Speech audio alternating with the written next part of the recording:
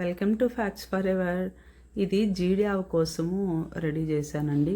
కాయలు అంటే కొంచెం టెంక్ గట్టిగా కట్టని కాయలు ఉంటాయి కదా, అవన్నమాట. వీటిని నీట్గా కడిగేసి ఆ తొడిమలు గిల్లేసినప్పుడు సొన వస్తుంది లేత కాయలు కావడం వల్ల.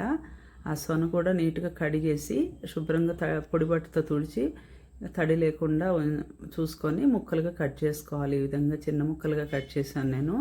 అందులో జీడిని కూడా తీసేసి ఈ విధంగా చిన్న ముక్కలుగా కట్ చేసి ఒక కొలతకి ఏదైనా ఒక గిన్నెని తీసుకోండి చిన్నది.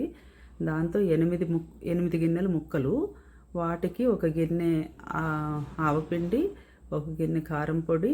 ఇది నేను ఇంట్లో పట్టిన కారమేనండి.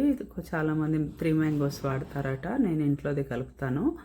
సో ఉప్పు ఏమో కొంచెం తగ్గించాలండి ఒక గిన్నెకి.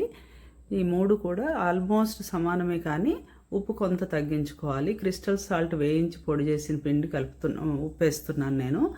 సో అది కొంచెం ఉప్పు ఎక్కువగా ఉంటుంది కాబట్టి నేను కొద్దిగా తగ్గించాను.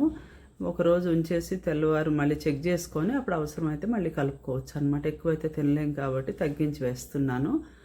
అన్నీ కలిపేసి ఇందులో వెల్లుల్లి గబ్బాలు కూడా, ఇదిగో ఒక గుప్పెడు గబ్బాలన్నమాట. కొంచెం గుప్పెడు, అంతే, గుప్పెడు కంటే కొంచెం ఎక్కువ ఉంటాయి అనుకోండి. వాటిని కచ్చాపచ్చాగా నలిపి చితకొట్టి, అంటే మనం వెంటనే తింటాం కదా, నెక్స్ట్ డే తినొచ్చు ఇలా ఈ ముక్కలు. మామూలుగా ముదురుకాయ అయితే 3 రోజుల తర్వాతే తినడం అవుతుంది, అందాక పట్టదు అనమాట. సో దీనికి నెక్స్ట్ డే తినొచ్చు కాబట్టి ఈ విధంగా కలిపేసి దీంట్లో నువ్వుల నూనె కానీ పల్లి నూనె కానీ కలుపుకోవాలి ముక్కలు కలిసేలాగా.